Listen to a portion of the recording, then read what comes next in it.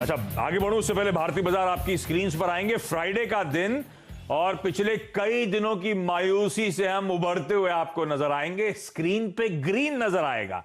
दिन के हाईस की तरफ भारतीय बाजार बढ़ते हुए 10,990 के लेवल्स हैं और इनफैक्ट इंट्राडे में तो हम 11,000 के लेवल्स, उन्हीं लेवल्स के आसपास खड़े हुए हैं। तो इस तरह का स्ट्रॉन्ग पुल बैक भारतीय बाजारों में देखने को मिल रहा है।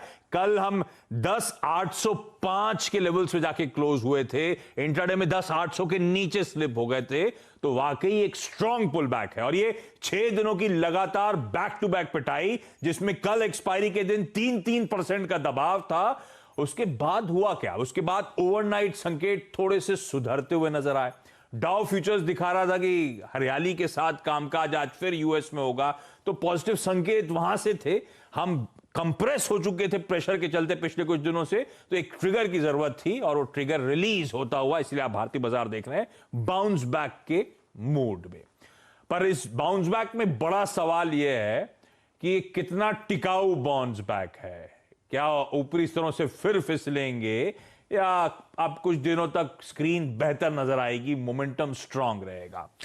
अच्छा, इसको लेकर जब सुबह ही गैप अप हुआ ना, इतने दिनों के प्रेशर के बाद एक डर होता है कि गैप अप कहीं फिजल आउट हो जाएगा कि नहीं होगा। तो मैंने ट्विटर पे एक पोल कराया था। डॉक्टर साहब, इस पोल के रिजल्ट स्क्रीन पे दिखाइएगा। पोल कल्मिनेट हो गया, उसके नंबर्स आपके पास आएंगे। 800 से 1000 लोगों ने रिस्पॉन्ड करा था कि इस गैप अप के बाद बाजार में फिर बिकवाली आएगी और लार्जली परसेप्शन था कि हां साहब टिक नहीं पाएंगे। 70%, ऑलमोस्ट 3/4 मान के चल रहे थे कि बिकवाली आएगी। और मार्केट जाना जाता है सरप्राइज करने के लिए। जो कंसेंसस होता है आमतौर पे उसके विपरीत चलता है। अब तक तो ऐसा हो रहा है क्योंकि दिन के हाईस पे आके भारतीय बाजार खड़े हुए हैं। तो गाबा सर, हम में से ज्यादातर लोग जो मान रहे थे वो हुआ नहीं, पर अभी भी समय बचा है। क्या लग रहा है आपको इस गैप अप के बाद? हालांकि स्ट्रेंथ टू स्ट्रेंथ हम मूव कर रहे हैं, कितना टिकाऊ ये बाउंस बैक है? आप कैसे प्ले कर रहे हो? मैंने एक ट्रेड ले लिया, 11,000 के आसपास पैसा मुनाफा कर ले लिया। बस अब रुका इसलिए था कि शायद 10,950, 10,960 के आसपास अगर मौका मिलेगा तो लूंगा। नेक्स्ट बेट अपनों के लिए 3.5 बजे तक, ये भी सोच रहा हूँ। हुआ नहीं है अब तक, लेकिन मुझे लगता है और थोड़ी गिरावट बाकी है। शायद अब बजाय 1:35, तो शायद 2:30 बजे तक एक ट्रेड मिलेगा तो लूंगा, नहीं तो नहीं लूंगा। लेकिन एक बात ध्यान देनी चाहिए, इतने डाउन मूव के बाद आज का जो मूव है ना, इसको हम कहते हैं इनसाइड डे। ये इनसाइड डे खतरनाक है। इसको क्या करना पड़ेगा? कल का हाई क्रॉस करना पड़ेगा मंडे को ऊपर जाने के लिए, या कल का लो तोड़ना पड़ेगा नीचे आने के लिए। ये पॉज भी कह सकते हैं। ये डाउन में एक पॉज है या फिर शायद टर्न अराउंड हो सकता है। ये दोनों पॉसिबिलिटी है इसमें। तो मेरे ख्याल से मंडे को ट्रेड अच्छा बनेगा। आज लगता नहीं, शायद एक अप मूव मिले। ये शायद मैं इसलिए कहूंगा कि अब तक तो ठीक ही नजर आता है, थोड़ा अप ट्रेंड मिल सकता है, लेकिन लेट्स सी 2:30 बजे तक। तो इनसाइड डे से आपका मतलब है जो कल का रेंज थी, आज का ट्रेड उसी रेंज के अंदर ही सिमट के रह गया है। अगर कल को डिसाइसिव मूव आना है तो कल की जो एक्सपायरी के दिन की ब्रॉडर रेंज थी, उसके या तो ऊपर की तरफ या नीचे की तरफ का ब्रेकअप या ब्रेकडाउन जो मिलना है वो मिलना चाहिए। तब पता चलेगा कि डायरेक्शनली बाजार का कॉल क्या होगा, है ना सर? परफेक्ट। हाँ, समझ गया। तो अब इन लेवल्स को नोट डाउन करना है। एक ट्रेड आपने ले लिया, 11,000 पे बुकआउट कर लिया, हमारी कमाई कैसे होगी? आपकी कमाई तब होगी जब थोड़ा लोअर लेवल दिखने को मिलेगा, 10,950, 60 के आसपास। वहां अगर बाय सिग्नल मिलता है, वो मिलेगा नहीं मिलेगा आज थोड़ी मुझे पता है, आधे घंटे के बाद ही मालूम पड़ेगा। शायद 2:30 बजे मिले, या तो फिर अभी आज का जो हाई है वो लेवल देता हूं वो 11,010 का है, वो पार कर लेगा तो फिर खरीद लीजिए। फिर करीब 50, 30, 40, 50 पॉइंट के लिए। और वो जो ज्यादा पॉपुलर परसेप्शन है कि गैप अप टिकेगा नहीं, आज सेकंड हाफ में सेल ऑफ आ जाएगा, ऐसा कोई डर इस समय स्क्रीन पे नजर नहीं आ रहा है ना? ये पॉसिबल है, वो पॉसिबल है। ये चित भी मेरी पट में पॉसिबल मतलब होगा कि नहीं होगा? आप कुछ कन्विक्शन के साथ बताओ ना, हमको करना क्या है? 11,000 इतना इजी नहीं क्रॉस करना। हाँ। 11,000 से लौटा है। हाँ, ये इतना इजी नहीं क्रॉस करना। हाँ, तो अटक सकता है। ठीक बात, तो इतना इजीली नहीं है ऊपरी वो जो 11,000 के स्तर है उसे ब्रीच कर पाए। अच्छा गाबा सर, वीकेंड आ रहा है, कल जा रहे हो फार्म हाउस के आप? नहीं, मैं आज कल मेहनत करूंगा, बहुत मेहनत करूंगा। मैं 2 दिन का मेहनत करना है, मुझे काम है बहुत सारा। मेहनत मतलब कैसी? क्या है कि कोई स्टॉक ढूंढ रहे हो क्या? कोई स्टॉक ढूंढ के ला रहे हो क्या? मैं ढूंढ रहा हूँ पक्का। मुझे स्टॉक तो मैं ढूंढ ही रहा हूँ। तो ये मेहनत कौन सी? मुझे लगता है भारत इलेक्ट्रिकल अच्छा लगता है मुझे। हाँ, भारत इलेक्ट्रिकल अच्छा लगता है, यहाँ से ऊपर जाना चाहिए, 100 तक जाना चाहिए मुझे लगता है। अब 93 में ट्रेड कर रहा है, इतनी गिरावट के बाद और जो जगह से बाउंस मिला है भारत इलेक्ट्रिकल, मेरे ख्याल से अच्छा लगता है। बीईएल का स्टॉक स्विंग, हाँ, 100 रुपीज। तो 100 के टारगेट्स के लिए भारत इलेक्ट्रॉनिक्स। नहीं, मैं तो ये पूछ रहा था गाबा सर, आप कह रहे हैं वीकेंड पे मेहनत करनी है मुझे, तो ये मेहनत कौन सी वाली? मेरे को लगा मेहनत मतलब मेहनत करके कुछ बढ़िया स्टॉक्स ढूंढने वाले हो आप, मेहनत कुछ और करने वाले हो क्या? नहीं, मैंने तो बढ़िया स्टॉक ही ढूंढूंगा, रिसर्च ही करता हूँ मैं, वीकेंड को बहुत रिसर्च करता हूँ। तो मैं कभी फ्री सेमिनार कर देता हूँ, वो कल है मेरा फ्री सेमिनार। तो मंडे के लिए मैं एक टीज देके जा रहा हूं फिर, कि मंडे को गाबा सर 2 बेहतरीन पिक्स देने वाले हैं अगले हफ्ते के लिए, ठीक है ना? ये आपकी मेहनत का फायदा हमें भी मिलना चाहिए। मुझे पता था आप मुझे ट्रैप करेंगे, 100% गारंटी था आप मुझे ट्रैप करेंगे। ये डन है ना? मंडे को टीज है 1:30 बजे का। जैसे इंडसइंड बैंक पे हमने बहुत कमाया था, वो 500 का ऑलमोस्ट 650 तक जाता हुआ नजर आया था। 2 बेहतरीन पिक्स मंडे के लिए 1:30 बजे गाबा सर डन है। और अगर आप सुबह वाले शो में आए तो अलग लेके आइएगा पिक्स, मेरे शो में रिपीट मत करिएगा। 1:30 बजे नई वाली पिक्स होंगी सर, बढ़िया वाली। आपने अब कमिट कर दिया तो कमिटमेंट है। हाँ, ये डायलॉग पता है, गाबा सर का घर सलमान के घर के बहुत पास है, तो इसीलिए वहां से इंस्पिरेशन लेते हैं डायलॉग का। कमिटमेंट दे दिया है तो दे दिया है, बढ़िया पिक्स मिलनी है मंडे को। Gaba sir thank you so much जुड़ने के लिए। एलटी फूड्स के एमडी और सीईओ अश्वनी अरोड़ा साहब अब आपको जुड़ते हुए नजर आएंगे। अरोड़ा सर साक्षात नजर आते हैं, लेकिन कुछ इंपॉर्टेंट मीटिंग आ गई है, इसीलिए अरोड़ा सर शायद फोन लाइन पे जुड़ रहे हैं। अरोड़ा सर, हम लोग इंपॉर्टेंट नहीं थे आपके लिए क्या? नहीं, नमस्कार आशीष जी, कैसे हैं? नहीं, बिल्कुल इम्पोर्टेंट है, बट मैं कहीं बाहर हूँ ऑफिस से। हाँ। सो अरे अगली बार बिल्कुल हम साक्षात आपसे बात करेंगे। अच्छा, मैं आपके आने से पहले इंट्रोड्यूस कर रहा था कि आज अश्वनी सर से बातचीत होगी बहुत दिनों बाद, और ये स्टॉक क्या गजब का रिबाउंड करा है। 270% साल के लो से रिबाउंड होकर अब वापस मार्केट कैप 1500 करोड़ रुपए के आसपास। पर इस तरह का मैसिव सेल ऑफ, वो मार्केट कैप तो एक समय 400 करोड़ रुपए पहुंच गया था। तो एज अ प्रोमोटर थोड़ा नर्वसनेस हो जाती होगी सर, है ना? हाँ, नहीं, हम अपने कंपनी के लिए कॉन्फिडेंट है, बट ये थोड़ा नर्वसनेस तो हो ही जाती है। हाँ, नहीं, तो हमने उस टाइम अपना स्टॉक बाईबैक भी करा था। हाँ, अब ये बात सही कर रहे हो आप। जब वो सेल ऑफ आया था, मैं वहीं पे आ रहा हूं एक्चुअली, क्योंकि मार्च के क्वार्टर में आपने 60-65 बेसिस पॉइंट्स अपनी हिस्सेदारी, वो प्रमोटर शेयर होल्डिंग वाला डेटा दिखाई डायरेक्टर साहब, तो लोगों को समझ में आएगा, कनेक्ट कर पाएंगे ग्राफिक्स के साथ। तो प्रमोटर्स की बाइंग हुई थी मार्च के क्वार्टर में, ये इसीलिए हुई थी कि बहुत बीटन डाउन था और आपको अट्रैक्टिव लग रही थी कंपनी। बिल्कुल नहीं, हमारी कंपनी पे पूरा कॉन्फिडेंस है। हाँ। और हमारा बिजनेस मॉडल भी बहुत स्ट्रांग है।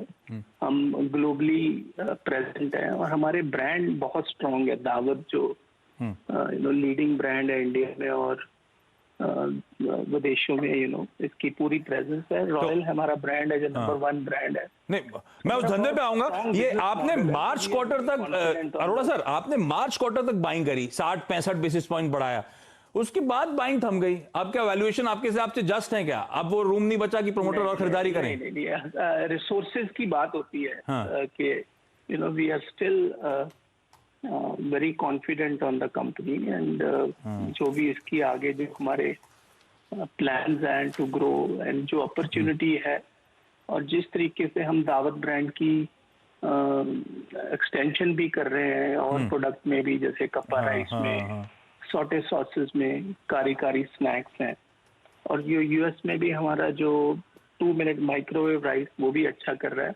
हमारा कोर बिजनेस बहुत अच्छा ग्रो कर रहा है। जैसे कि कोविड के दौरान भी लास्ट क्वार्टर में the company has delivered very good result both in terms of the growth of top line and bottom line. ये वाकई अच्छा कर रहा है। पता है, मैं आपके आने से पहले वो Q1 के नंबर्स आपके देख रहा था, वो लॉकडाउन वाला क्वार्टर, चैलेंजिंग समय, उसमें गजब का परफॉर्मेंस रहा। आय में 24%, इबिटा में 29% और मुनाफा 80-82%, क्योंकि मार्जिन एक्सपैंड हुए तो मुनाफे में इस तरह का उछाल था। तो ये लॉकडाउन वाला क्वार्टर, देश दुनिया में लॉकडाउन स्थिति चिंताजनक, उसके बावजूद इस तरह का ट्रैक्शन कैसे मिल गया? और ये क्योंकि इंडिया ज्योग्राफी के तो रेवेन्यूज लूज आउट ही हुए हैं ऑफ लेट। तो फूड में जैसे हमारे बहुत स्ट्रॉन्ग ब्रांड है दावत एंड रॉयल, तो होम कंजम्पशन बढ़ी एंड देयरफॉर हमारा भी बिजनेस बढ़ा भी because of the strong brands, and हमारे ऑर्गेनिक बिजनेस में बहुत अच्छा परफॉर्म करा।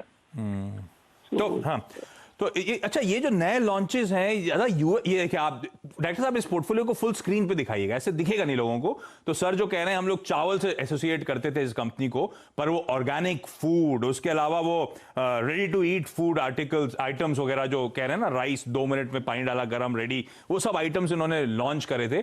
तो आप कह रहे हो ये जो नए लॉन्चेस हैं लार्जली बाहर की ज्योग्राफी सेंट्रिक हैं, उनके लिए यूएस मार्केट सेंट्रिक हैं, क्योंकि आपके इंडिया रेवेन्यूज गिर रहे हैं अरोड़ा सर, आपके इंटरनेशनल रेवेन्यूज बढ़ रहे हैं। बिजनेस हमारे तीन भागों में हमने अपने बिजनेस को, one is core business which is basmati and led by the strong brands Daawat and Royal in USA, in America, and then we have हमारा organic business है, and third is we call it future businesses, which is मैंने आपको बताया कि ये कपा rice है, saute sausage है, दावत कपा राइस, दावत सॉटे सॉसेज, एंड अमेरिका में जो हमने 2 मिनट माइक्रोवेव राइस है, तो उसमें अच्छे हमें एक्सपेक्टेशन है, और इनिशियल जो हमें फीडबैक आ रही है वो बहुत अच्छी फीडबैक आ रही है, interesting, in terms of consumer acceptance.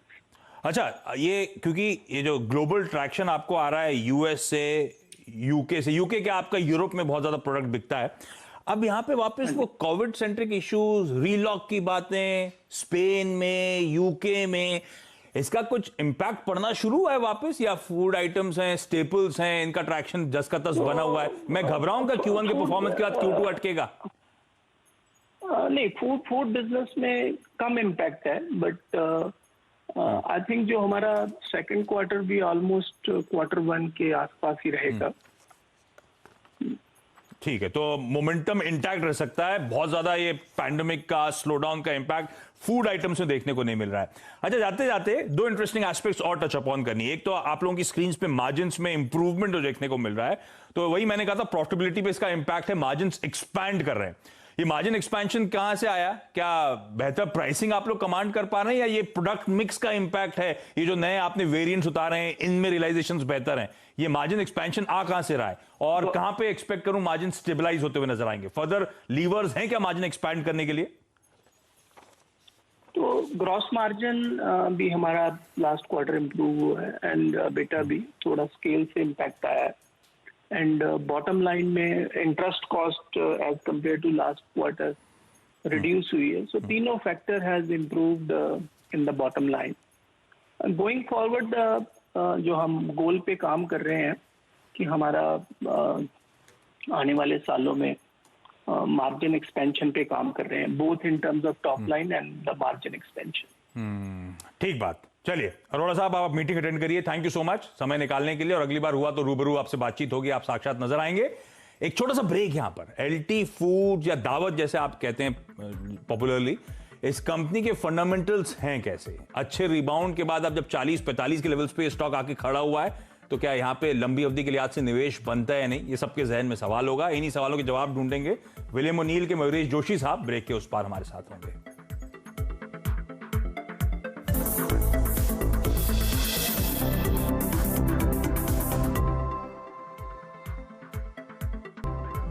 Break के बाद आपका स्वागत है। एलटी फूड्स पर विलियम ओनील का कॉल है कि इसको होल्ड करके चलें। अच्छा मोमेंटम पिछले कुछ दिनों से, और आज के दिन भी दिन के हाईस पर, खैर अरोड़ा साहब से बातचीत करते करते हाईस पे आया, 5% के उछाल के साथ ट्रेड और होल्ड की रणनीति। चलिए इस नोट पर आज के नो ईयर कंपनी में इतना ही, लेकिन हफ्ते का आखिरी दिन और ऐसा हफ्ता जो बड़ा पेनफुल था, जाते जाते अब फाइनली स्क्रीन पे ग्रीन नजर आ रहा है। ऐसे में आखिरी सौदा बड़ा इंपॉर्टेंट होगा, और शैल सर हैं और हेमंत कुछ देर बाद जुड़ेंगे, जो आखिरी के 1.5 घंटे आप लोग की मदद करने वाले हैं। और शैल सर, एक डर है सबके जहन में कि इतने दिनों के अच्छे बाउंस बैक के बाद वीकेंड से पहले उछाल आया, कहीं पस ना पड़ जाए जाते जाते। अब आशीष जी, समय के गर्भ में क्या है ये तो समय ही बताएगा, लेकिन फिलहाल आप हरे रंग का मजा लीजिए। 176 अंक ऊपर निफ्टी आपको 10,983 के पास दिख रहा है, और निफ्टी बैंक में आपको 330 अंकों की तेजी दिख रही है 20,782 के आसपास। लेकिन कहानी जरा थोड़ी सी सैड है आज। बड़े जानदार सिंगर थे श्री SP बालासुब्रमण्यम साहब, उनकी मृत्यु हो गई। ठीक है, चलिए न्यू ईयर कंपनी में इतना ही है, और आज वीकेंड है, तो हैप्पी वीकेंड आप लोगों को। सीएनबीसी आज डॉटर्स डे सेलिब्रेट कर रहा है, आप भी रिजॉइस करिए उन मोमेंट्स को, स्क्रीन्स पे बातचीत होती रहेगी। और संडे को दरअसल इंटरनेशनल डॉटर्स डे है, तो आज हम लोग सेलिब्रेट कर रहे हैं। चलिए यहाँ पे कोई छोटा सा ब्रेक। एसपी बाला सुब्रमण्यम साहब, रेस्ट इन पीस। ब्रेक के उस पार शैल सर और हेमंत कंटिन्यू करेंगे। नमस्कार।